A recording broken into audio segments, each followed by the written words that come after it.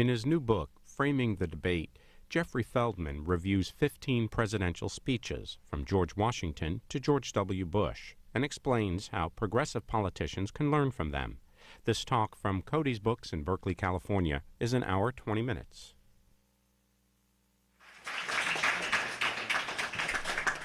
Thank you. It's always wonderful to be at Cody's. Jeff Feldman has been one of the mainstays of the YearlyKos for a while, and also the Huffington Post and the Thom Hartmann Show. He's one of the people who has picked up on the fact that the right wing has framed most issues very successfully over the past 35 or so years, and that progressives have to catch up with this. I've been working on this for about 10 years, and Jeff got into it several years ago, and he's one of the best people working in this area. Framing the Debate is the latest book. I want to say a few things about what framing is about, where this idea comes from, and how it differs from spin, which it isn't.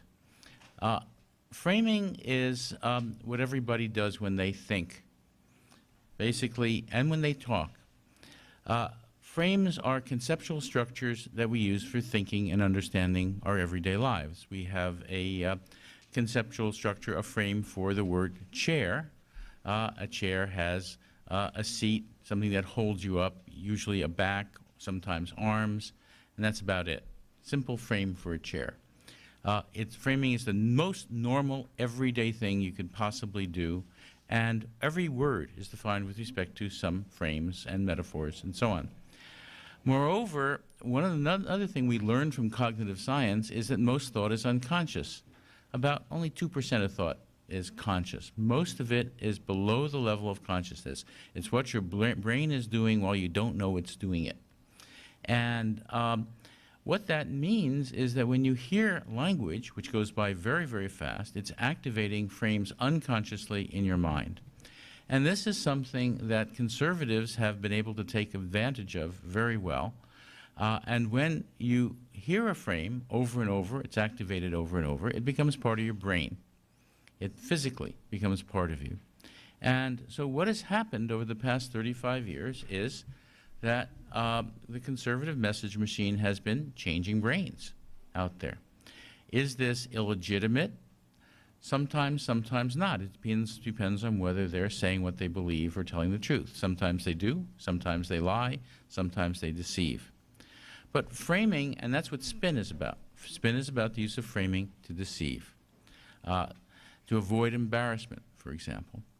But real framing, honest framing, has to do with saying what you believe, with getting your values across. And framing has everything to do with telling the truth. There's an idea that many progressives have that all you have to do is tell people the facts and they'll reason to the right conclusion. And it's utterly false, because facts by themselves mean nothing unless you frame them to give them significance. And that doesn't mean changing their significance, it means communicating their significance. If you're going to tell the truth, you have to frame it. You can't avoid it. If you just tell people, here's some fact, it'll go in one ear and out the other, most likely.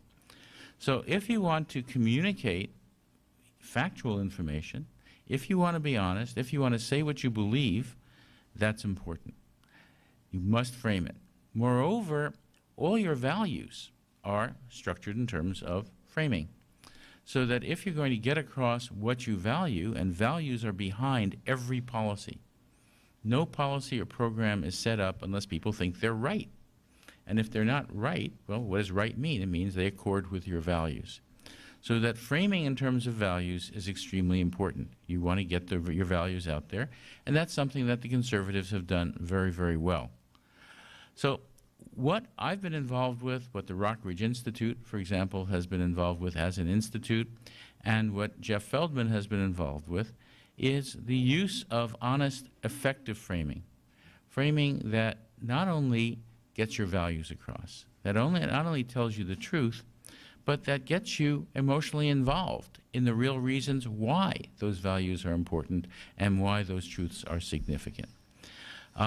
What Jeff has done in this book, in Framing the Debate, is look at great speeches that our presidents and other great leaders have done over the past couple of hundred years of this republic, and asked, how did they do it? How did they frame effectively? How did they get their values, their ideas, and their truths across so that people would not only understand it, but feel why they were urgent truths? That's what this book is about, and here is Jeff Feldman.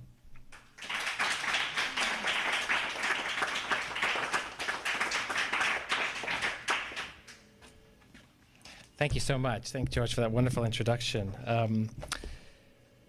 And thanks to Cody's for having me out this evening. And before I get started, let me just tell a brief anecdote. I came here out to the Bay Area from Portland, Oregon. It's the last stop on my book tour. And before I did an event at a local chapter of a progressive group, I watched the GOP, what I call the GOP puppet show on TV. I don't know how many people saw that, but they billed as a debate where they put all their candidates up on the stage and asked them, a series of short questions. And after watching that event, and I have to say, I'm someone who writes about framing and blogging, very much involved in trying to push the great successes that the Democrats had in 2006 election. But after watching that GOP puppet show, I thought, my goodness, we are in trouble. The GOP did an absolutely fantastic job at framing that event. You came away from watching those candidates, and you had a sense of deep history that entire field was connected to. From start to finish, that entire event was framed in terms of the legacy of Ronald Reagan. Right from the initial shot that they set up with the cameras, they had special staged events where all the candidates walked through various sections of the library. Ronald Reagan was mentioned. I can't remember how many times. I stopped counting. It would have made a great kind of college drinking game to have it there, but he was mentioned literally dozens and dozens of times. And in that sense, the elephant in the room that was never mentioned in that particular event was, of course, the current president and current leader of the Republican Party. But by the time you finish listening and watching this event, and there are a couple of their candidates who are not just good eye candy, but they're actually very articulate. By the time you were done, you were asking yourselves, even me, I was asking myself in my hotel room in Portland, my goodness, I'm really excited to find out who's going to be, who's going to carry on the torch that Ronald Reagan has passed down to us. It's so exciting. Ronald Reagan's done such a great job, and here we're just carrying on his legacy. And I mention this because there you had an event. If you remember, going back to the Democratic candidate puppet show, which happened, a couple weeks before, they began with no common thread, no sense of implotment, no real clear idea of where we should all begin our understanding of what this field is about. We were not asked to imagine what these candidates were inheriting from other Democratic presidents or candidates that had come before them. We were not put in any particular historic location. We were not guided to a common set of questions. Our candidates were simply peppered with gotcha questions about embarrassing gaffes that they had had since they had declared their candidacies or since they had been on television.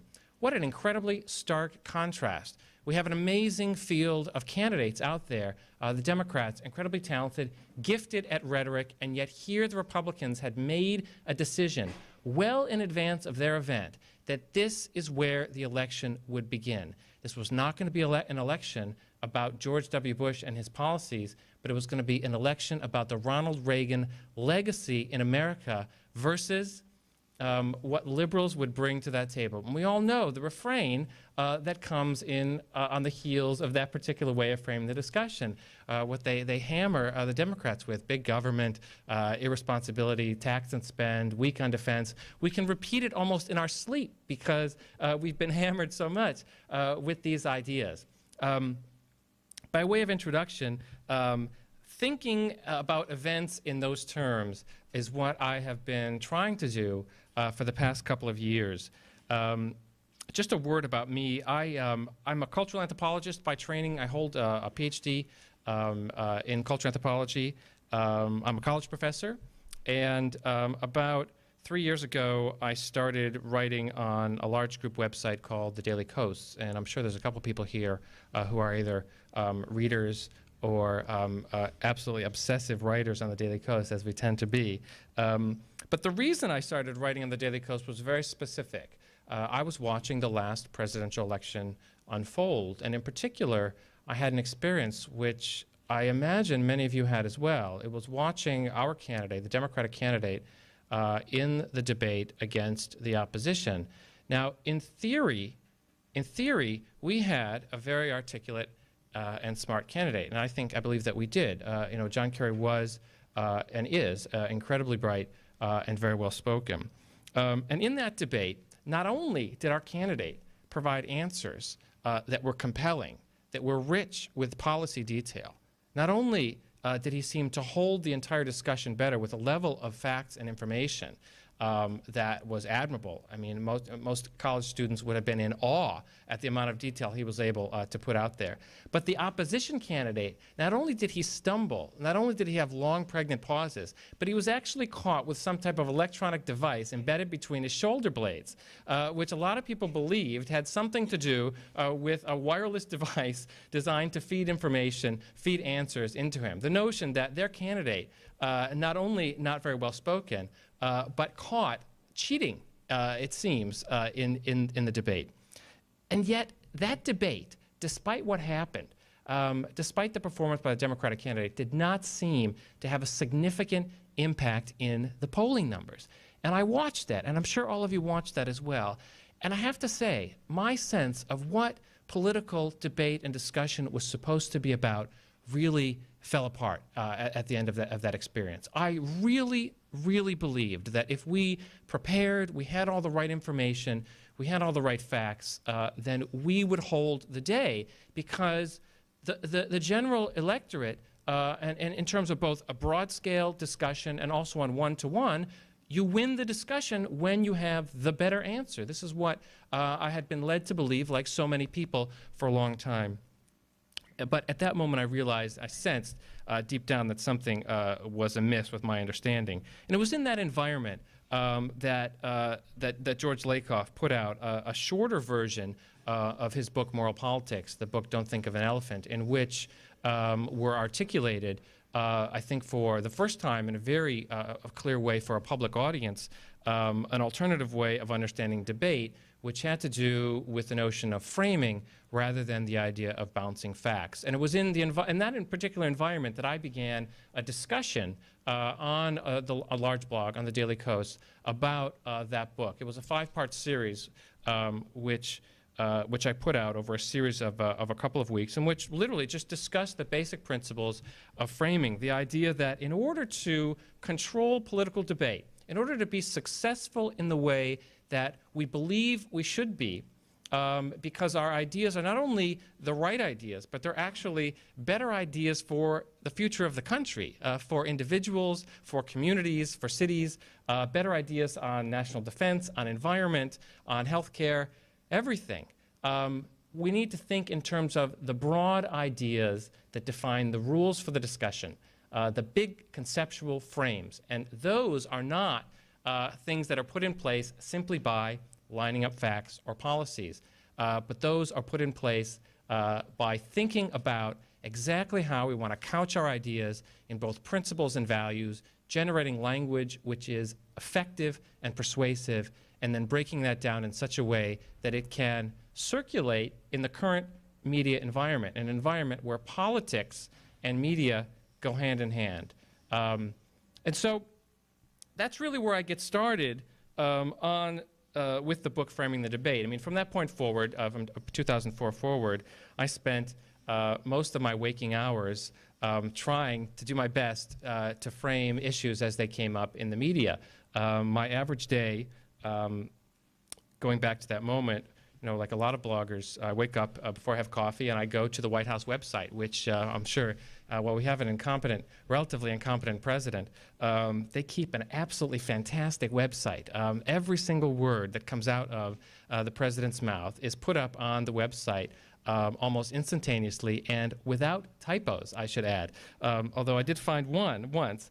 And also for Vice President Cheney, they include that. And so I go to the White House website, and I read every word that they put out every day, which is an interesting experience to do over a number of years. I recommend it before breakfast, not after. But I read it, and I look for the telltale signs of good framing.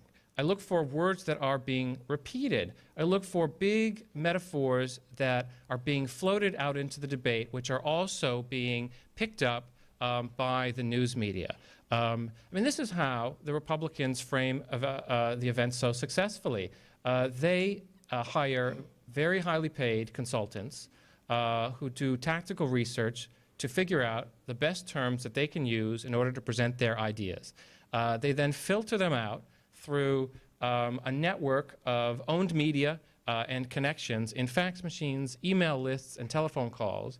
So by the time the president gets onto the radio for his weekend radio address, the talking points and framing keywords that he's going to repeat in his speech, they've already appeared on the desks of news agencies across the country. In every single Republican activist's inbox, they find those talking points. Even college Republicans who only come to meetings once a month, if at all, somehow manage to get those keywords that invoke the big frames. So if you are a conservative corporation who has an interest in cutting down old-growth forests in the Pacific Northwest, and you go to the Republican Party and say, we'd like to cut down America's heritage landscape, they will farm out that idea and then come back to you and say, look, we've got a way to frame this so that the American public might actually swallow this idea. We're not going to talk about cutting down heritage forests.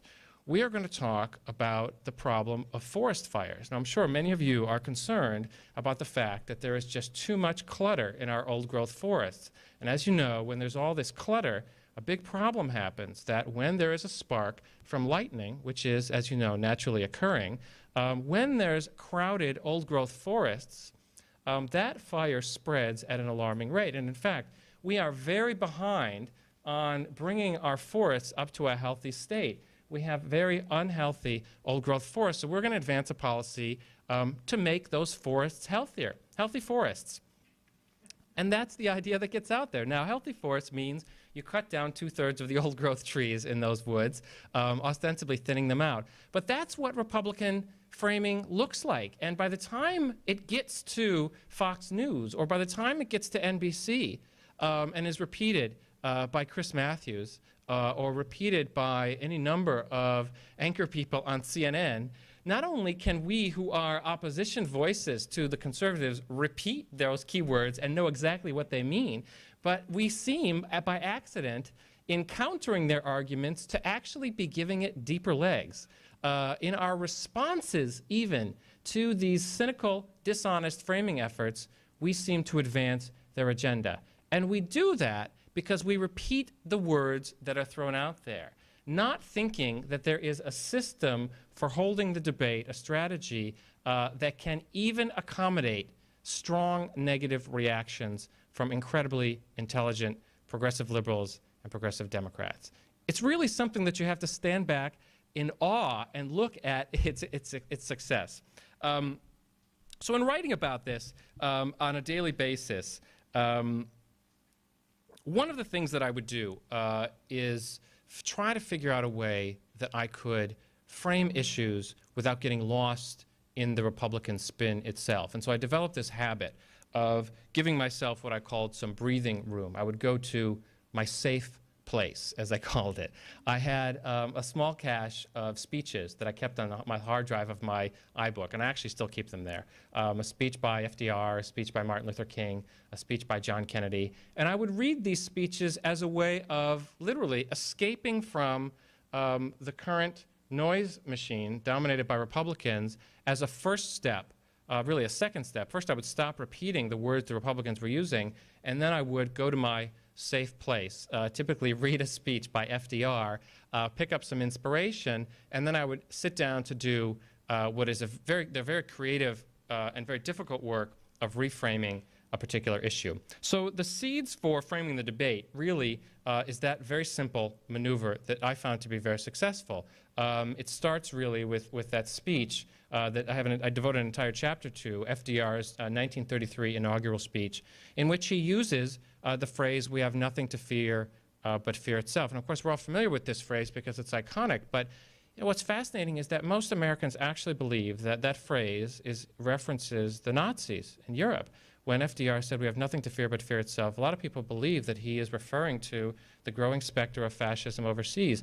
Well, in fact, he's not referring to that at all. He was referring to the United States economy. Remarkable, isn't it? He was standing up in his first inaugural address and decided in that speech to do no less than reframe the entire American conception of the economy. And he did it remarkably well. According to FDR, the problem that we had in the Great Depression was not that there wasn't enough money, was not that there wasn't enough resources to go around. We lived in a land that was a land of riches, embarrassingly full of plenty. The problem was that we were weighed down with a fear that emanated from investment bankers. Bankers were afraid to invest in small business because they were afraid that they were not going to get their collateral return. And so FDR stood up and he said, we have to do away with this fear and reinvigorate our sense of what America is all about. America is not about investing in successful business. America is about achievement. It is about working on projects together. So we need to reframe the entire idea of what it means to be an American citizen and what our purpose is. Now, with some time removed from that moment, we can see what FDR's real agenda was. FDR was looking to pass a series of bills through Congress that most people who held elected office at that time probably did not agree with. He was trying to pass public works programs. He was investing in a public labor force, reworking our roads and highways, building dams, investing in jobs when most of the country thought that we were so deep in debt that we couldn't do anything but sit there and worry about where our next penny and our next meal was going to come from. And so the logic that I bring to that speech is that there's a lot that we can learn as progressives, as Democrats, as liberals in the contemporary environment about framing current issues by reading these really masterful moments of rhetorical framing from American history. But beyond that, I felt, based on my experience, looking at the types of discussions that were going on in the blogs and the Netroots and on television, that Democrats had really lost touch with the American roots of what it is that we were proposing. We had stopped talking about American heritage as if it was our own. So the other strategy in the book, beyond just giving Democrats and progressives, Americans in general, a safe place where they could go to in order to get started with framing on their own, I wanted to push the notion that for a progressive movement to really have a future, it needed to find its roots again in American history. So this is my pitch for showing that progressive ideas don't just come from progressive thinkers nowadays or from the 60s. They extend all the way back to the origins of our republic, as does framing. I mean, I always tell I use the same phrase when I do book events, but when we think about the Constitution, we don't refer to the writers of the Constitution or the guys who sat around and talked about the Constitution. We call them the framers of the Constitution, right? So we have an idea here in framing which goes all the way back to the origins of our republic, and a notion that it's not enough just to present ideas, but we need to think clearly about how we're going to connect with what it is that we really want to say, what we really believe, and how to communicate that to a broad audience. So I stumble upon this idea in my own work and put it together in 15 chapters in the book, analyzing key speeches. But there's another idea at the base of the book, which is the idea of participation. The conclusion of the book is a chapter that I actually am particularly proud of, which I call the 3 Ps of progressive politics. those P's being participation, principle, and promise. But participation is the key, because in reframing issues on a daily basis, as I do in my writing and as I do in the book, I realized that framing is not just about finding the right answer. The way that progressives frame ideas is dramatically different than the way that Republicans do it. Republicans, as I described in the beginning, they start out behind closed doors with and generate the right answers, and then they feed those ideas down through their networks. And that seems to mesh with what a lot of Republicans who support the party, movement conservatives, what they are looking for in political experience. They're very comfortable with receiving that wisdom from on high and feel that they are contributing to the success of their movement when they mouth those answers given to them. As I'm sure you've all discovered, progressives are a little bit different. Progressives like to argue amongst ourselves. We bring a healthy debate to just about every single issue on the table. In many ways, what progressives are looking to do when they're discussing politics is engage in deliberative democracy, not just do away with that participation, but join up either in formal or loosely organized institutions in order to hammer out what are the best ideas and then feed them up into our elected officials and into our formal governmental institutions. So one of the things that's happened, one of the problems that we've suffered over years of kind of Republican rule under George Bush and even before them, is that there's been great damage done to our deliberative institutions. The notion that everybody has a role to play participating in that deliberation has largely diminished. And so in the book, I make a very strong pitch that framing is a step into deeper political engagement. And I talk about the growing movement, the growing number of people in the country who do as I do on a daily basis, who wake up and identify themselves as framers. They read the newspaper not just to find out what's in the headlines, but they read the newspaper and they take down notes. They look for keywords that are being repeated. They cross-reference those words with other sources from government sources and what they're reading on the blogs. And then they participate. They respond right away. They write either through the internet or on email lists. They talk about what they found and what they see as a problem, a breaking Republican frame that's attempting to control a discussion on a particular issue. And they speak back, engaging that discussion and participating. So I make a strong pitch in the book about framing being about participation, not just being about passive acceptance. And really, the broader goal of the book is not to propose a specific narrative that can stand for a party platform, but to encourage, at the level of a political movement, to encourage people to change their routines and to change their political habits, to imagine ourselves as progressives, not just in terms of a core set of party platform issues, but in terms of a different set of political behaviors, no longer simply accepting debate, but seeing ourselves as responsible for it. Now, there's another book out there called We the Media, and this idea has been floating around for a while, the notion that we shouldn't just let reporters bring the news to us, but we should all, by virtue of broadband access and the ease by which we can contribute a story to the discussion, we should all see ourselves as participating in bringing the news to the country. And on some level, framing, as I understand it, is about that level of participation, but it's also about really stopping, pausing, and asking ourselves whether or not the ideas that are dominating the debate and the words that are holding them in place, whether those are our ideas, and whether those should be the ideas that are out there, or whether there should be an alternative. And I believe that the simple act of asking that question and then speaking back by dipping back into American history, into some speeches by our past presidents, and then looking back up and contributing a new idea, a new formulation to the discussion can be incredibly transformative for our system as a whole. Now, let me just touch briefly on a couple of the speeches, a couple of my favorite speeches that come up in the book. A lot of times when I have an opportunity to go out and speak to people, the first question I get is, well, what is your favorite speech in the book? And I told you already that the FDR speech is kind of my my safe place that I go to after reading the White House website for hours on end. But there are other speeches that I absolutely love, and let me just touch on a couple of those. One of the speeches that I read about, and I'm sure that some people in this room remember it, is Lyndon Johnson's 1964 speech in which he used the phrase "the Great Society."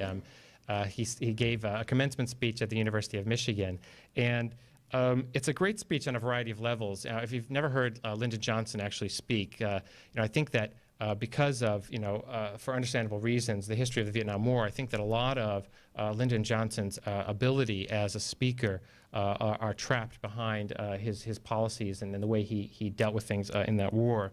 But you can actually download Lyndon Johnson's speech and listen to it on your iPod.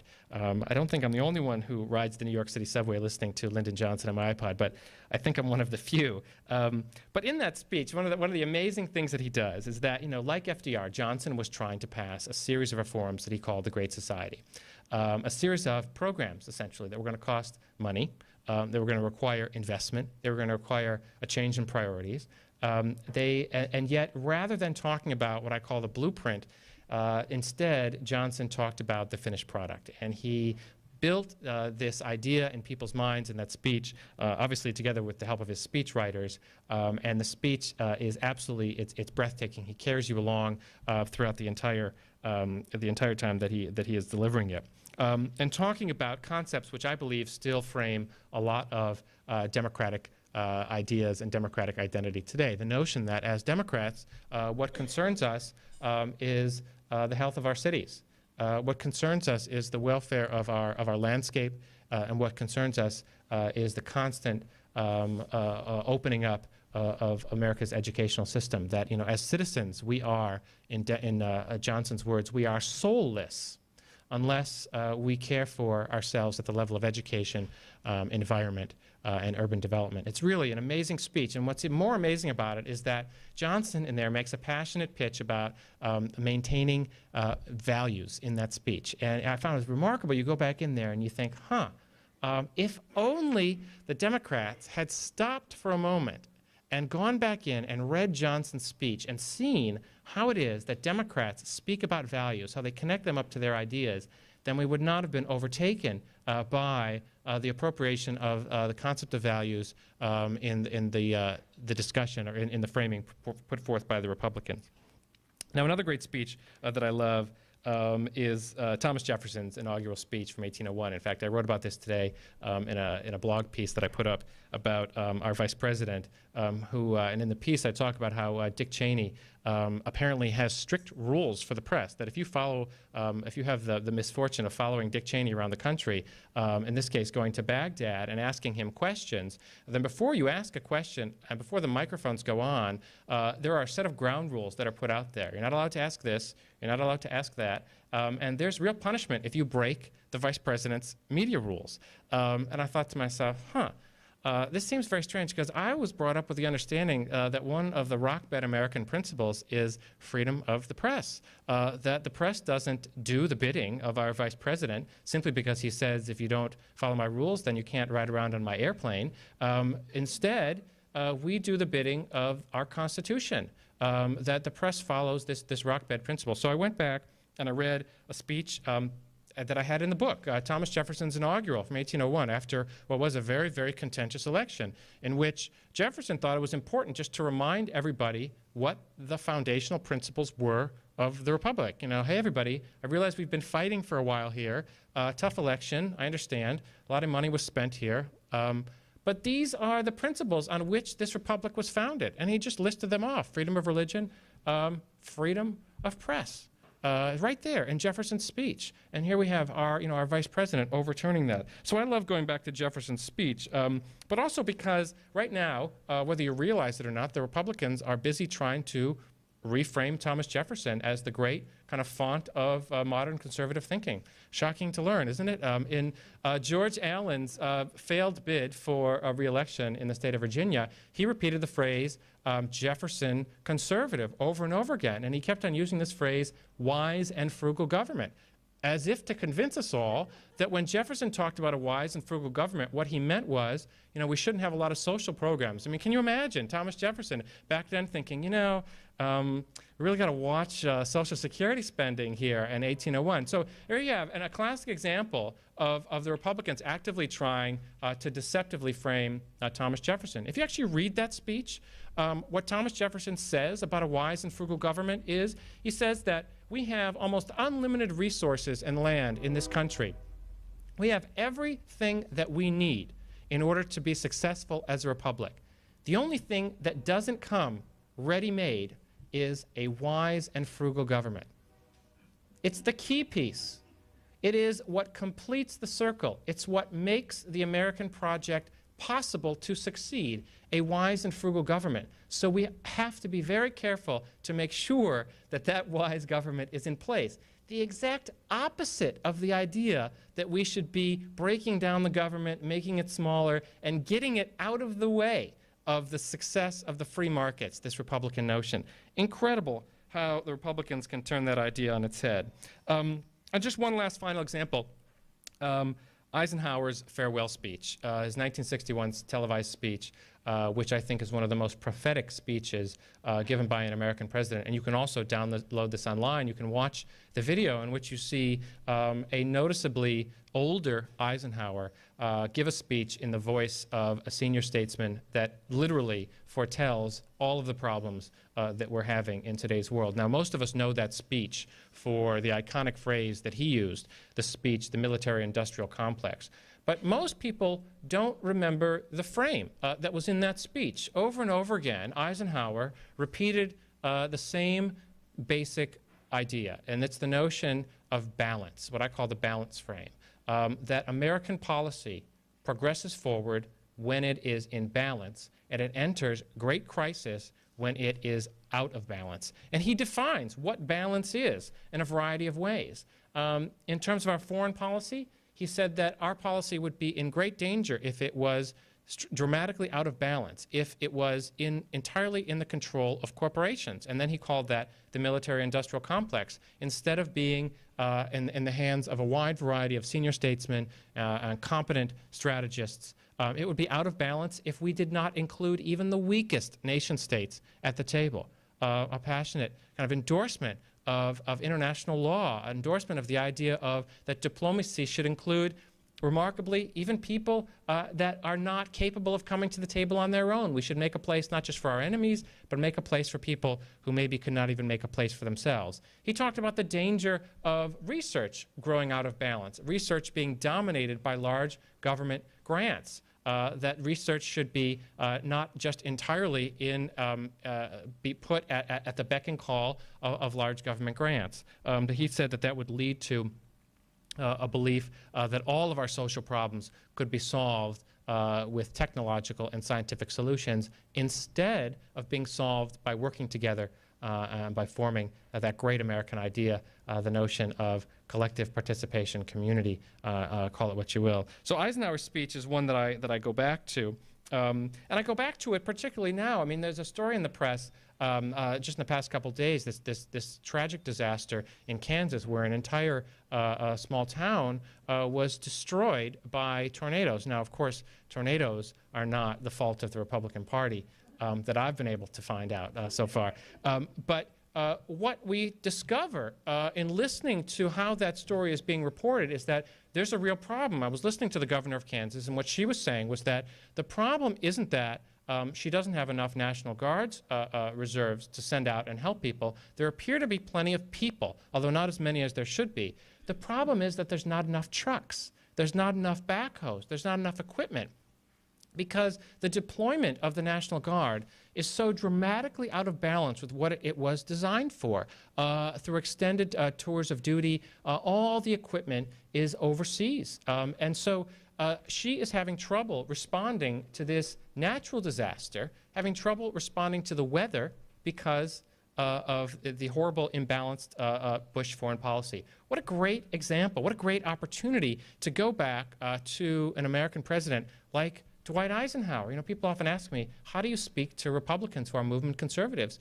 And I always say, well, talk about Eisenhower. You know, Eisenhower is someone who is widely respected. You know, there was a time in this country when Americans supported presidents and candidates beyond just their political party allegiance. There was a time when presidents did not just see their time in office as an opportunity to extend the authority of their individual party, where they saw foreign policy as a chance to bring wars to a close, not to open up more wars. So there is a heritage out there, and this is a great opportunity, I think, to invoke that speech from Eisenhower. So Jefferson, Lyndon Johnson, and Eisenhower, a few of my favorite speeches. Now let me just close before we turn to some questions and answers with one story, which is that people often ask me, you know, it's great if we do this. You know, I wake up every day and I read the news and I speak back. It's wonderful that I'm able to do that, but does it really have an impact? Does it really change things? Are we making headway? You know, they've got the Fox News Network. They seem to control more and more media on a daily basis. And I like to tell what I call my grandmother's story. And this is actually a true story about my own grandmother. When my book came out, I gave a copy of the book to several copies to my family, and my mother distributed copies to. I've got two beautiful grandmothers, and my grandmother, who's 93 years old, who lives in an assisted living facility in suburban Detroit. She called me up on the phone a couple weeks after she got the book. Now I have to say that I'm close with my grandmother, but she never calls me on the telephone. I tend to call her. So I called her back and I said, "Grandma, what's up?" And she said, "Well, I was reading Newsweek the other day, and I saw an article about healthcare policy. And in that article, the Newsweek writer said," and she picked up, I could hear the rustling of the paper, she picked it up and said, "In order for the Democrats to win on healthcare, they're going to need to frame the debate." And she said, I said to myself, wait a minute, this Newsweek just came out this week, and Jeffrey's book came out 3 weeks ago. Newsweek is plagiarizing my grandson.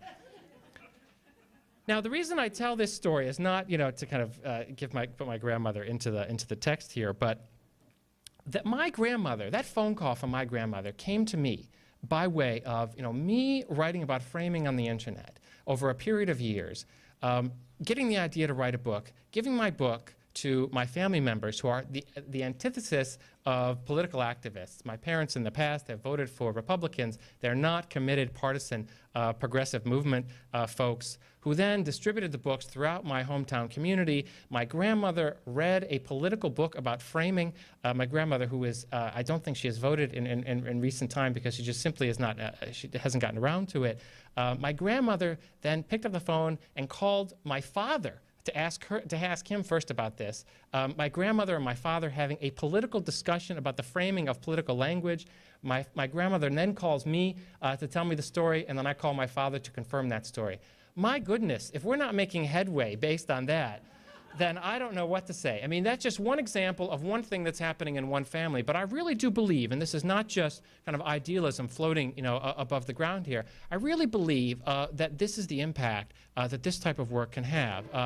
That Americans are deeply, deeply committed to the idea of a deliberative democracy and the idea of not just being passive, but participating. What has driven the rise of the Netroots, what has driven the rise of a movement of framers across this country is a frustration that there has not been enough opportunity for participation and that we have been left behind, that politics has been something that for reasons beyond our control for the past decade or so has taken place almost entirely in institutions with an incredibly high buy-in price. Either you have a lot of money or you have a big corporation or you run a large institution or your voice just isn't heard. And I hope that in some small way, framing the debate can contribute to the growth of that movement so we can hear many more grandmother stories and we can push that back. So thank you very much. I'm happy to take questions. But I should announce we have a microphone. So if you do have a question, please raise your hand and then a friendly runner from C-SPAN will come around.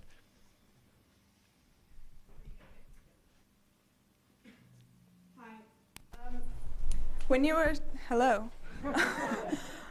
When you were speaking about the Republican version of framing, you talked about this kind of very top-down process in which a cabal meets and filters things out until they have talking points, and then they come down to the news media, and then everyone calls John Kerry a flip-flopper. Yeah. And then when you were talking about kind of the progressive response to that, you were talking about this sea of voices that would maybe respond one-on-one, one by one, framing their own, framing the debate their own way. How can that match a kind of, at least seemingly unified conservative framing? The short answer to your question is it can match it over time. In other words, what I like to say by qualifying it that the goal of progressive framing is not to just reproduce the Republican model. The grand vision of a frame that I put forward in the book, and that you'll find in other books on framing, in George's books, is not that 10 years down the road it'll be Democrats who have the smoky dark rooms in which we control the media and all the fax machines and the email lists. It's that we are able to reinvigorate the general public's understanding of what goes on out there, and also to take on the media in general, in order speaking back to the media, so that the fertile ground for that type of framing is no longer there. In terms of kind of individual events, that's something that I like to refer to as tactical framing, in which the way that you respond to the framing from Republicans is to do it very quickly and to get organized so that you're ready when it happens. I write about, on my site Frame Shop, I write about, have written several essays about responding to what we call swift boating. What happened to John Kerry in the last election, where here we have a decorated war hero who gets framed as a coward, as a liar, as a turncoat, which is this old concept that conservatives have been pulling out for quite a long time. And the advice that I give about reframing that is basically to say, look, if we wait until the next candidate we have is swift-boated, it's too late. So we have to get started right now. We put someone in charge of the effort who is not on a particular individual campaign, and to do kind of a reconnaissance work to know the landscape of who's out there on a daily basis, to do that research, to find out, well, who are the organizations that are going to get busy tar and feathering our candidates when the time comes up? Who will be our candidates that have military records who might be susceptible to this, and then generating those initial responses. I mean, I talk about the progressive frame in response to swift boating is not simply to say John Kerry was a hero when they say no, he wasn't, but to talk about the damage that these types of groups, what I call gangs, these conservative gangs, do to American faith in politics in general. I mean, this is really a fear tactic that these highly paid conservative groups are using in order to intimidate people from participating in politics. And so shifting the debate to that particular idea, which actually takes root very quickly, catches the attention of people in the media, and is something that can rise up through the ranks of citizen internet and blogs in order to control those issues. So long-term as well as short-term tactical reframing, and we can hold both individual issues like that and the bigger issues. Yeah, this is a question about a particular argument in a particular frame. The argument that we have to fight them there or else we'll have to fight them here, or if we leave, they'll follow us. It seems that that particular type of argument has no real counter because it has no real base, and it works, in my opinion, in the the lizard brain area, not in the reason area. Because you can say that's what they said in Vietnam. Well, this didn't happen after Somalia, but it doesn't really work. So how does that frame work, and how do you break it? Yeah, I mean, just let me first. There's another question there, which is about the lizard brain. So let me answer let me address the lizard brain comment first. I mean, I think that one of the things that's really important to be aware of is something that I call the stupid problem. And the stupid problem is essentially we think they're stupid, and that's our problem. So I mean, the reason that that particular frame, they're going to, we have to fight them over here, over there, so we don't have to fight them over here. The first frame, this what I call the kind of linebacker frame, this notion that the U.S. military is this line of, of a defense line, that if we pull one person off that front line, that's it. They all come running over the line. So we got to keep everybody there, otherwise we're in trouble. And the other one, which I call the kind of the sticky terrorist frame, which is this notion that, we turn around and we come home after we pull troops out, and all the terrorists are strangely attached to us, so that when we get back here, we turn around and they're here with us. This notion that they just follow us along, they rush in after us. And you're right. Simply responding doesn't seem to cut that. I mean, let me give you what I think has been a fairly good response so far. Initially, Senator Russ Feingold, several years back, he began talking about national defense in terms of a chessboard metaphor, in which he said, look, danger that's out there is not just going to come on one square of the chessboard. In order to be successful in our defense, we have to look all over the board. We have to play the entire game. So the first, I think, challenge in terms of reframing that particular issue is to redefine national security in terms of something that is beyond one particular location. Our national defense doesn't depend entirely on one policy in one place. It depends on a broad range of issues, the entire board. This idea came up in another way in the the first Democratic event with all the candidates, in which the notion that a foreign policy is about, there are more dangers than just in Iraq came up, the same idea of Feingold's frame. And then John Edwards, I thought, had a good phrasing in which he talked about using all the tools at our disposal. Now, in that particular discussion, all the candidates have been saying that we all need to go out and talk to people. We need to have more active diplomacy. But when Edwards said, look, we need to use all the tools at our disposal, that invoked a question in a lot of people's minds that I spoke to afterwards, which was, you know, I hadn't really thought about that. What other tools should we be using? And the second that the debate switched to that question, then that Republican frame seemed to have lost a lot of its force when people were suddenly asking, well, what else can we use? Where else can we go? Instead of, oh my goodness, if we move ever so slightly, then there's going to be an even greater danger. So shifting from to that, and in technical terms in foreign policy, that's shifting to a regional emphasis there. But the broader idea, the broader frame is this notion that foreign policy is something which takes place all over the board. It involves a broad range of tools, diplomatic and military, and that those dangers then go away.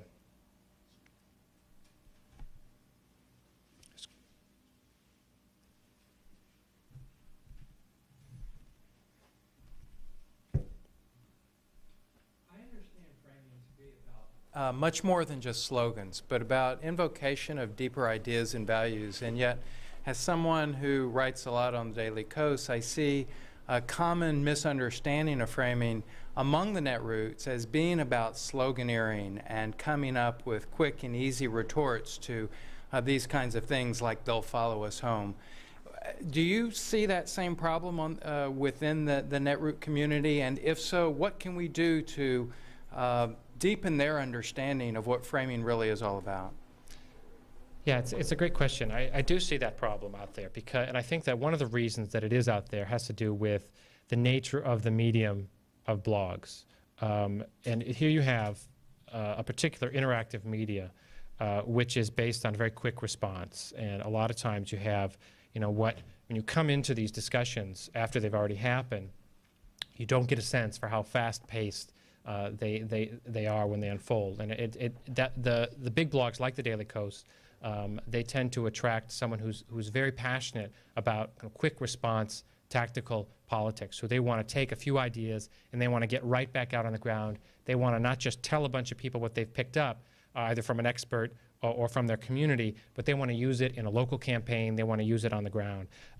So in order for framing that begins with principles, that begins with values, that begins with broad ideas that are out there, I think that it's just a matter of occupying that space and shifting its nature ever so slightly. I mean, one of the great things about the Netroots is that it's an open source environment, so that anybody can show up and they can contribute to that discussion. So, let me give one example of the past couple weeks. There's been this incident with pet food poisoning, this whole discussion about the Chinese-produced melamine, which is a toxin that has ended up in chicken feed and ended up, it killed some pets. And then there was a big discussion about the human, the food chain for ourselves. Are we eating toxic chicken? And then there was another article that came out about salmon farming, how that this melamine might have gotten into the farm salmon. And suddenly on the blogs, there was a lot of writing about how we can, talk about the danger in the food supply. And it was a great opportunity for, people who are involved in more long-term framing to step into that environment, to post in that shorter format,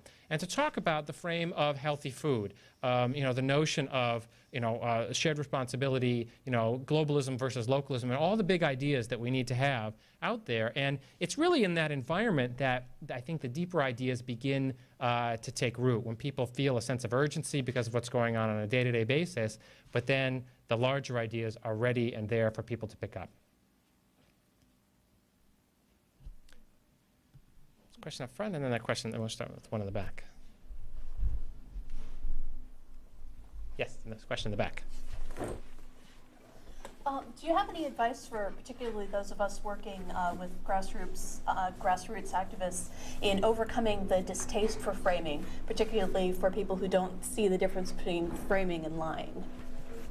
Advice for overcoming the distaste. Well, you throw me a softball. I would say absolutely you should all buy the book, Framing the Debate, and you will overcome that distaste, and it will be enjoyable to do so. But no, seriously, I think that a lot of the deception about what framing is comes from, and this may sound disingenuous when I say it, but the way that framing has been framed itself on the right. I mean, what you find a lot of times is that in the critiques that are published, when I write about framing a particular issue, there's oftentimes an embedded argument out there that the media is somehow receiving these framing efforts uncritically from the power structure and transmitting it on to a public, and that act of doing so is causing great damage. And so what you get in response to that is a backlash from a lot of times from journalists who see themselves in a very different light. And journalists, not surprisingly, are very good at getting their narratives out there. So the idea, for example, that framing is not about engaging ideas and participating and generating clearer, more accurate, and more honest political concepts, but that it's actually about deception, it's about somehow scientific conditioning of the brain, or that people who are involved in framing have no respect for the American electorate.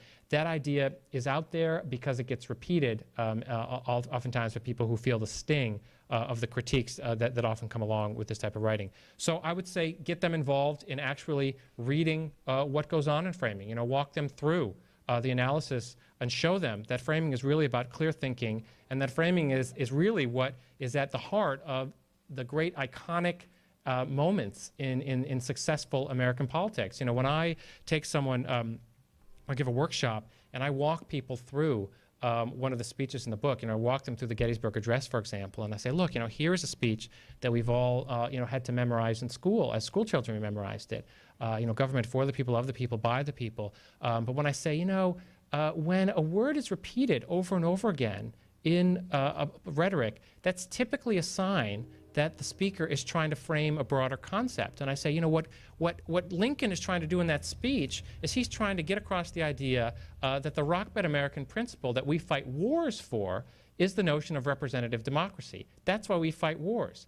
And that's the notion that's invoked by that phrase that we all memorized. And almost to the one, people in that moment, they say, oh, that's what framing is. I thought it was deceptive. So you're saying that Lincoln really was just kind of clarifying those ideas because, of course, there's no deception going on in that speech. So bring them away from the critique and the counter-critique that they're getting in the media because people's feelings have been hurt, and show them really what you can do with framing and what's been done before. And I think you'll get a bunch of them in the room with you. There's another question up front. I want to wait for the C-SPAN microphone to get to you.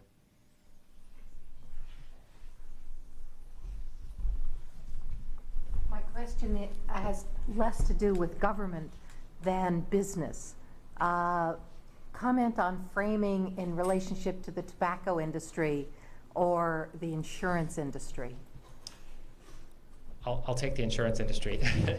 I think the insurance industry, is a great example of how effective corporate framing can really limit our ability to solve the most basic problems that as Americans we have more than enough ingenuity to resolve. When I think about insurance, I think about the problem of health in this country. And when you listen to the discussion about health, about the health of Americans, there is not a single discussion that goes on in the public square, on TV or in government, that does not instantly invoke the idea that fundamentally we're talking about money. The idea that healthcare in this country is really a conversation about cash, about dollars and cents. And it's a remarkable testament to the success of the insurance industry in framing the entire question of American health in terms of an industry that profits them in an incredibly hierarchical structure. And I often send people back to the FDR speech, the 1933 inaugural speech, in which He was articulating the principles of the New Deal, in which, I go back to that moment because there FDR was saying that the economy we should not talk about the economy in terms of money. We should talk about the economy in terms of the core idea that is the basis for American citizenship, and that is that we should all be working, and we should all have a sense of achievement, and that sense of achievement helps build a collective sense of happiness, that the purpose of American life is that happiness. It's not building wealth. And I like to talk about a New Deal for American health, in which we switch from a discussion of money and affordability, and we talk about healthy bodies, about well-being, about more access, and so forth. And a lot of times I actually get this is a very hard idea for committed progressive activists to pick up, because the discussion in healthcare over the past few years has gotten quite sophisticated. And so you'll find real progressive activists committed to the idea of not just mimicking Republican frames or conservative frames, and you'll find them instantly invoke that notion of money. And I just say, look, we should be talking about the purpose of healthcare, which is to be healthy. The problem when you get sick is that you need to get better. You need to get healthy again. You need to have have access to a doctor. And when you actually listen to people talk about their experience in the healthcare system, sure, they say they can't afford to have health insurance, but when they get sick, what they say is, I was afraid to go to the doctor. And then they say, well, I went to the emergency room. So they tell a story. When people are sick who don't have insurance, they tell a story about finding ways to heal that involve, using the system of healthcare providers that are out there. They don't talk about going and scraping up money, or they don't tell the story about how ultimately, the emergency room said, okay, well, we'll cover you with another policy. They just talk about getting better and what that brought to them. So, our goal in framing this issue is to get back to that discussion where we talk about health in terms of people getting better and people having, confidence in doctors again, where people saying, I feel bad, let's go to the doctor because he's really helpful, reclaiming that idea that the American, medical provider is a hero in our communities, not someone to be feared because going near them might cause you the shame or the embarrassment of not having insurance, and getting away from the idea that our nation collectively is threatened by the specter of long-term chronic illness that could make us all debilitatingly impoverished at a minute's notice. So that's how I kind of take up that idea and move away from that insurance frame. Get the microphones. We have question 1, 2, and then 3.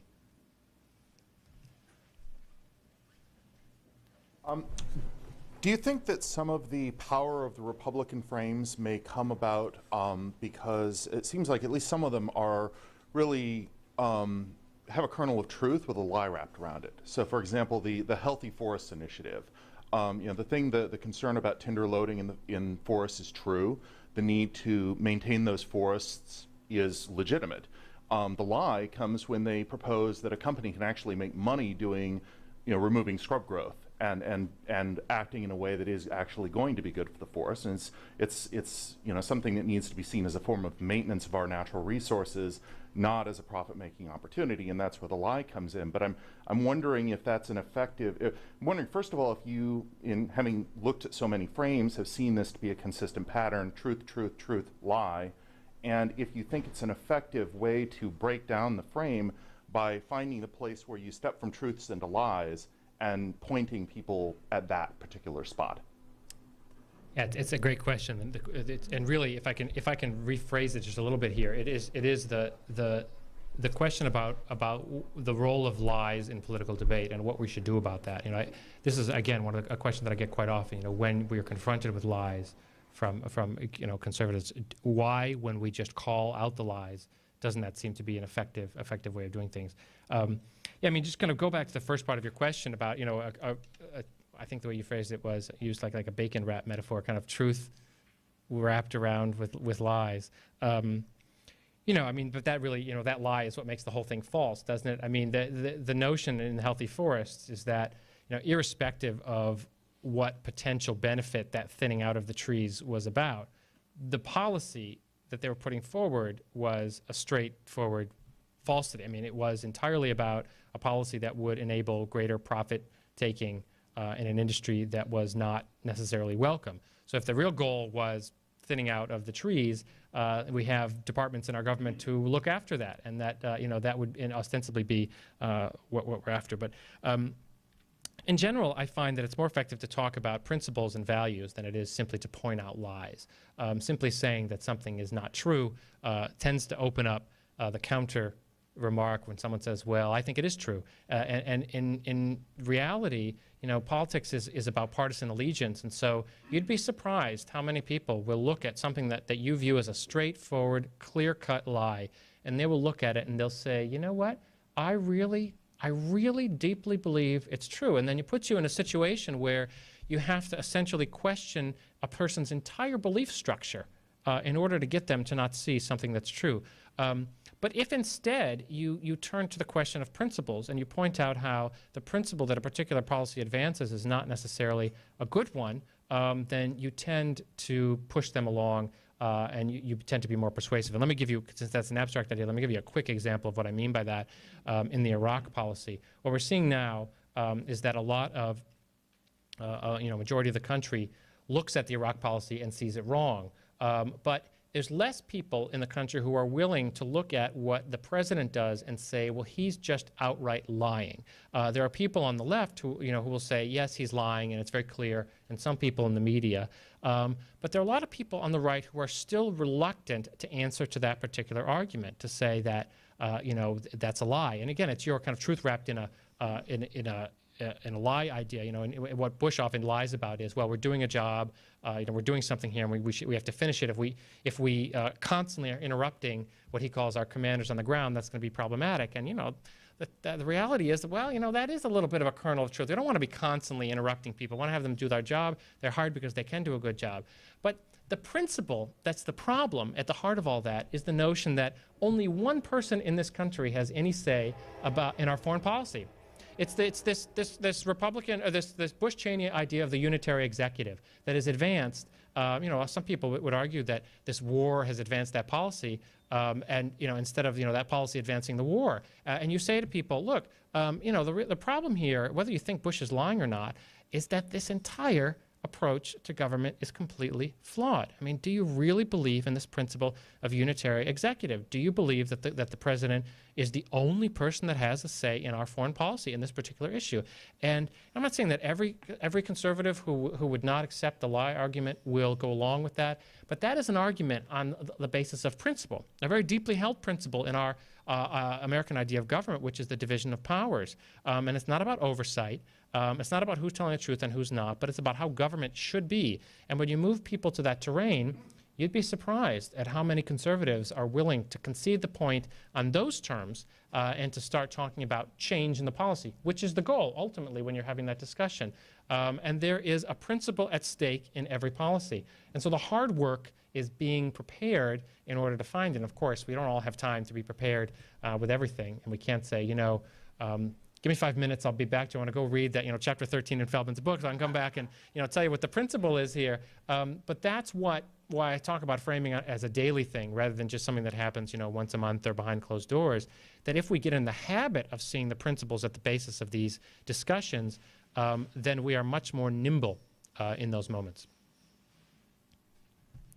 Yes? I just want to do a follow-up on this manipulation of fear and what I guess this guy referred to as the lizard brain. And in terms of the healthcare issue, I did a story when California had it on the ballot for single payer. And I got all the PR from both sides, the framing from both sides. And they were so effective. And I don't think you're saying that, well, people are thinking, well, what is healthy? And so that's not what they appealed to. They appealed to that lizard side where the ads from the hospital industry and the insurance industry had, I'll just give you an example how this was framed, was a newscaster asking a question at a hospital after it had passed. Single payer in California had passed. And there was a huge, long, slinking line outside the hospital waiting to get in just to sit down. People, and asking one guy, well, so what's your issue? Well, it's not me, it's my wife. She needs a replacement hip. They think walking's not important. I think walking's important, but what do I know? So everybody who has Blue Cross or Prudential, which is probably most voters have something, are thinking, okay, this is what, okay, we'll all have this kind of Bolshevik whatever, where it's like bring your own sheets and pay for your own doctor and hope that you can even get anything because you have to share. There's not enough. Scarcity, I guess you would call it. And it worked. It scared a majority of Californians into voting against it.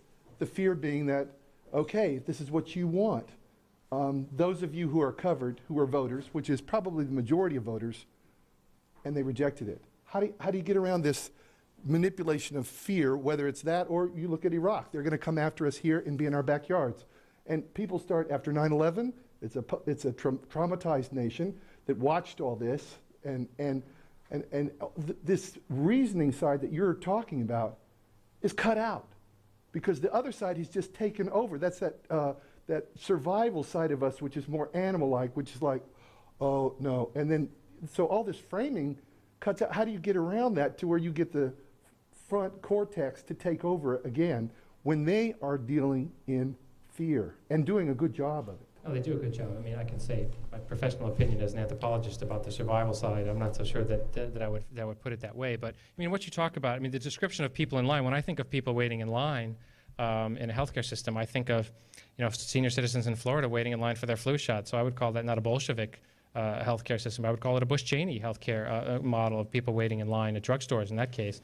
But you know what you're drawing out there. I mean, I think even beyond the manipulation by fear, because by the time it gets to that, for the production of those commercials, then the ideas have already been generated. I mean, as a phrase that I often repeat when I give this kind of talks to kind of activist groups is, you know, think big and hit first in those types of initiatives. So if you've got a ballot initiative that's coming out, you know, what the Republican framing effort did in that moment was, you know, they leapt to that idea that has worked for them before, you know, that they put in place as a result of past ideas, this notion that, you know, a single-payer healthcare system will result in a socialist system where the quality goes dramatically down.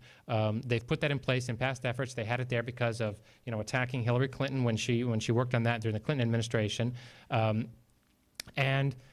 So they just made a few phone calls, and they put out that ad, and they got it out there, and that was the narrative that held the particular story. Now, did that narrative appeal to people's sense of fear?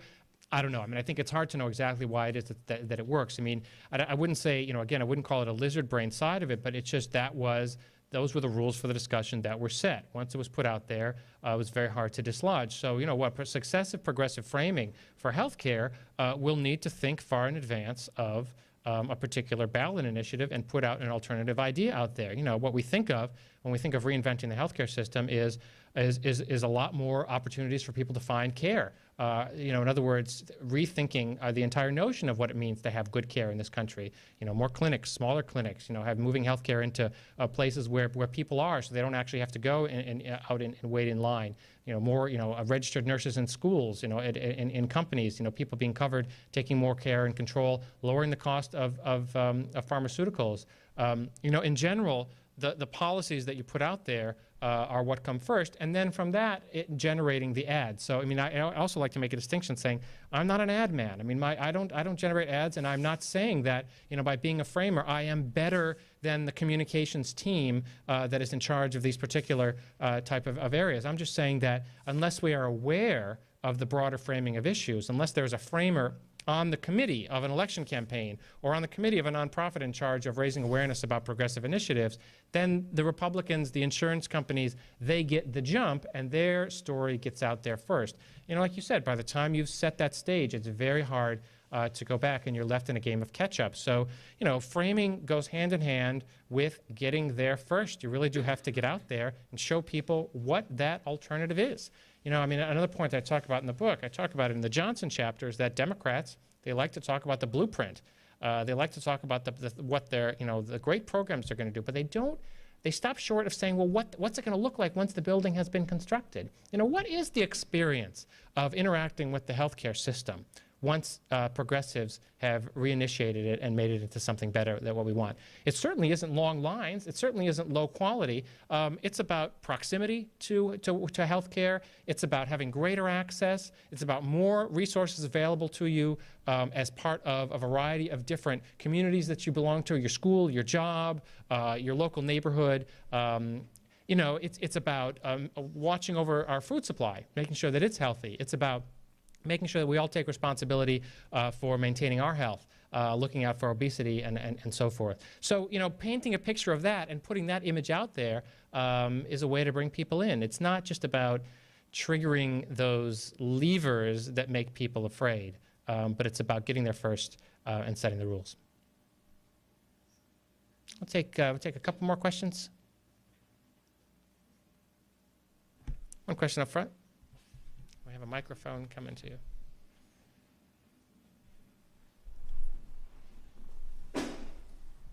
I couldn't help notice that you're standing in front of all these pattern books, and essentially what you're talking about in framing is framing a pattern. It's a basic course in pattern recognition, and then figuring out which patterns are being put together and if they're being used in a modular manner, and dissecting the whole thing and deconstructing it and alleviating people's fear by saying, look, this isn't a new quilt. This is the old log cabin pattern. We have nothing to fear from these quilters out in Gee's Bends, and there's nothing new in the big book of new design. So it seems like what we should do is enlist our artists and the people that are expert in pattern recognition and get these things dissected and deconstructed and get people out on the internet, and then get someone to hand out the results on a street corner for people that aren't connected. It's a matter of using our participation and our strengths, which are not necessarily just linguistic and verbal strengths, but also artistic and design creation strengths. Thank you. Yeah, that's a good way of putting it, definitely. I mean, I think of framing as a basic idea about understanding the meaning of terms in the context of other terms. So what I do a lot in my analysis is I simply locate what I think are particularly important words and talk about how those invoke bigger ideas that are either in the same context of a given narrative, you know, there's other words in that speech, or also invoke bigger ideas and bigger narratives both in history and in the political discussion writ large. So it is about seeing how individual concepts or words or ideas fit into a broader pattern, and then doing that, as you pointed out, as a path to taking a greater control of that and being able to advance it for a broader social purpose. So, you know, the logic here is not just to find the meaning of these terms and these big ideas for the sake of doing it, you know, not just analysis for analysis' sake, but out of the belief that if we are able to understand these concepts and have a greater control over them, a greater sense of ownership, then we're able to leverage them in order to advance the goals that we want beyond language, you know, in terms of our actions, in terms of working together. So yeah, definitely pattern is at the heart of it, but it goes far beyond, you know, language and involves a wide range of people. One more question, yes. Yeah, so hold on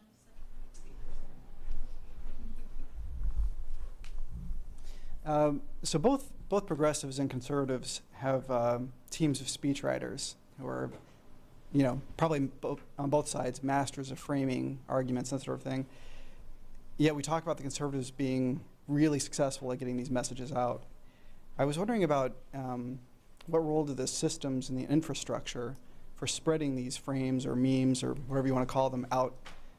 That seems to be one of the core elements of actually being successful at getting your frame into the minds of, you know, the populace. Why are the conservatives so much better at that, in your view?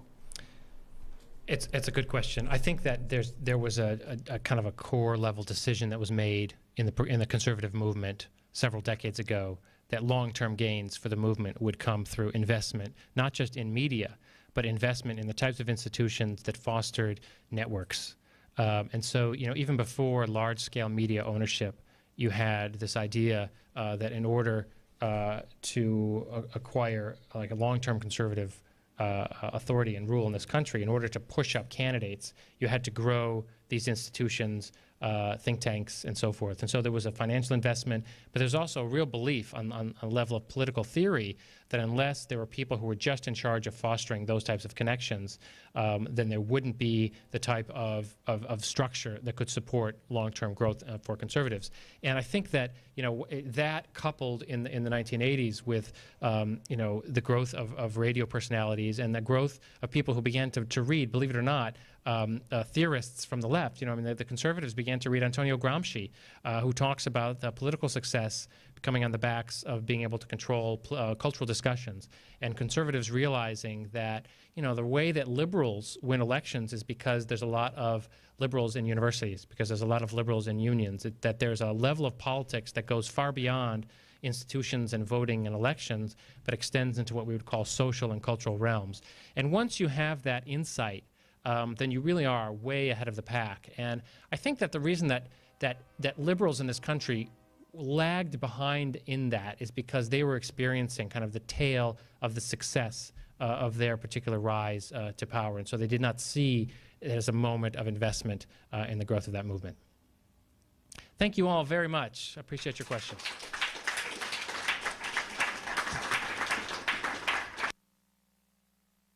Framing the debate. Jeffery Feldman is a cultural anthropologist and blogger. He lives in New York City. For more, visit his blog, frameshopisopen.com.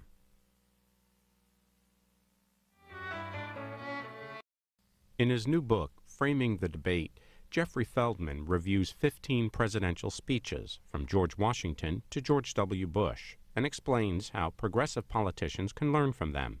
This talk from Cody's Books in Berkeley, California is an hour, 20 minutes.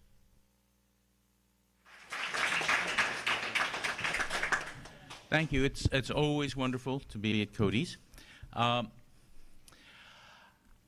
Jeff Feldman has been one of the mainstays of the YearlyKos for a while, and also the Huffington Post and the Tom Hartman Show. He's one of the people who has picked up on the fact that the right wing has framed most issues very successfully over the past 35 or so years, and that progressives have to catch up with this. I've been working on this for about 10 years, and Jeff got into it several years ago, and he's one of the best people working in this area. Framing the Debate is the latest book. I want to say a few things about what framing is about, where this idea comes from, and how it differs from spin, which it isn't. Framing is what everybody does when they think, basically, and when they talk. Frames are conceptual structures that we use for thinking and understanding our everyday lives. We have a conceptual structure, a frame for the word chair. A chair has a seat, something that holds you up, usually a back, and it's utterly false, because facts by themselves mean nothing unless you frame them to give them significance. And that doesn't mean changing their significance, it means communicating their significance. If you're going to tell the truth, you have to frame it. You can't avoid it. If you just tell people, here's some fact, it'll go in one ear and out the other, most likely. So if you want to communicate factual information, if you want to be honest, if you want to say what you believe, that's important. You must frame it. Moreover, all your values are structured in terms of framing, so that if you're going to get across what you value, and values are behind every policy. No policy or program is set up unless people think they're right. And if they're not right, well, what does right mean? It means they accord with your values. So that framing in terms of values is extremely important. You want to get your values out there, and that's something that the conservatives have done very, very well. So what I've been involved with, what the Rockridge Institute, for example, has been involved with as an institute, and what Jeff Feldman has been involved with, is the use of honest, effective framing. Framing that not only gets your values across, that not only tells you the truth, but that gets you emotionally involved in the real reasons why those values are important and why those truths are significant. What Jeff has done in this book, in Framing the Debate, is look at great speeches that our presidents and other great leaders have done over the shot that they set up with the cameras. They had special staged events where all the candidates walked through various sections of the library. Ronald Reagan was mentioned. I can't remember how many times, I stopped counting. It would have made a great kind of college drinking game to have it there, but he was mentioned literally dozens and dozens of times.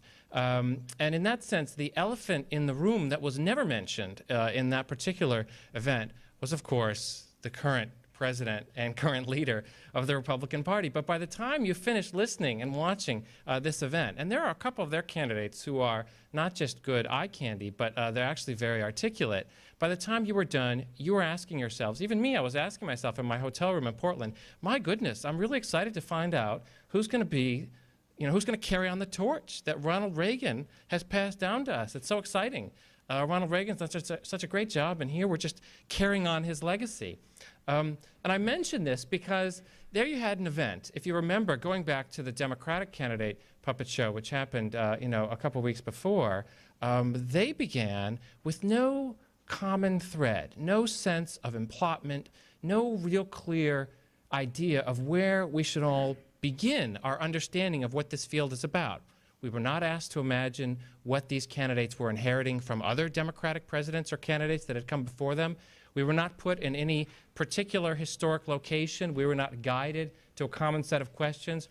Our candidates were simply peppered with gotcha questions about embarrassing gaffes that they had had since they had declared their candidacies or since they had been on television. What an incredibly stark contrast. We have an amazing field of candidates out there. Sometimes arms, and that's about it. Simple frame for a chair. Framing is the most normal, everyday thing you could possibly do, and every word is defined with respect to some frames and metaphors and so on.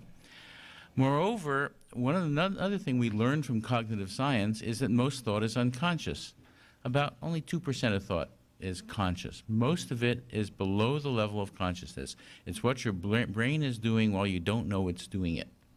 And what that means is that when you hear language, which goes by very, very fast, it's activating frames unconsciously in your mind. And this is something that conservatives have been able to take advantage of very well. And when you hear a frame over and over, it's activated over and over, it becomes part of your brain. It physically becomes part of you. And so what has happened over the past 35 years is that the conservative message machine has been changing brains out there. Is this illegitimate? Sometimes, sometimes not. It depends on whether they're saying what they believe or telling the truth. Sometimes they do, sometimes they lie, sometimes they deceive. But framing, and that's what spin is about. Spin is about the use of framing to deceive, to avoid embarrassment, for example. But real framing, honest framing, has to do with saying what you believe, with getting your values across. And framing has everything to do with telling the truth. There's an idea that many progressives have that all you have to do is tell people the facts and they'll reason to the right conclusion. Past couple of hundred years of this republic, and asked, how did they do it? How did they frame effectively? How did they get their values, their ideas, and their truths across so that people would not only understand it, but feel why they were urgent truths? That's what this book is about, and here is Jeff Feldman.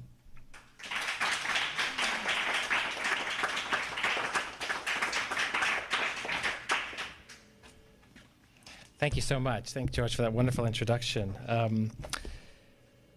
And thanks to Cody's for having me out this evening. And before I get started, let me just tell a brief anecdote. I came here out to the Bay Area from Portland, Oregon. It's the last stop on my book tour. And before I did an event at a local chapter of a progressive group, I watched the GOP, what I call the GOP puppet show on TV. I don't know how many people saw that, but they billed as a debate where they put all their candidates up on the stage and asked them, a series of short questions. And after watching that event, and I have to say, I'm someone who writes about framing and blogging, very much involved in trying to push the great successes that the Democrats had in 2006 election. But after watching that GOP puppet show, I thought, my goodness, we are in trouble. The GOP did an absolutely fantastic job at framing that event. You came away from watching those candidates, and you had a sense of deep history that entire field was connected to. From start to finish, that entire event was framed in terms of the legacy of Ronald Reagan, right from the initial